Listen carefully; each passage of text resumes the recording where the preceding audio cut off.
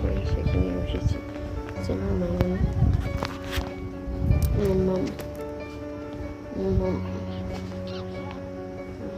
দেখো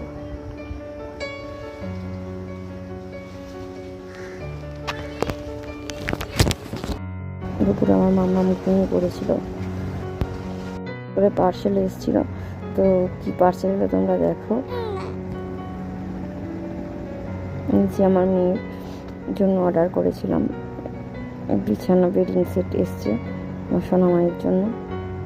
তো আমার বাবু গিয়েছিল আর আমার মা আনতে গিয়েছিল, আমি তো বেরোতে পারবো না, সেই জন্য আমার মা আর বাবু গিয়ে আনলো মশারি সেট আর একটা বেডিং বিছানা আর একটা কোথাও নিয়ে যাওয়ার জন্য ক্যারি করার জন্য একটা এসছে। মোট 3টে দাম নিয়েছে 648 টাকা। তো কেমন লাগলো জানিও তোমরা। ভাত খাওয়া হয়ে গেছিলো, তারপরে আবার খিদে পাচ্ছিলো, খেলাম সব নিয়ে। তারপরে 7 আর পটল ডাল দিয়ে ভাত খেলাম। আমার মা ঘুমোচ্ছিল দুপুরে, 7টা 25 তো টিফিন করছিলাম। তা আমি এটা ঘুমোচ্ছে দেখলে তোমরা।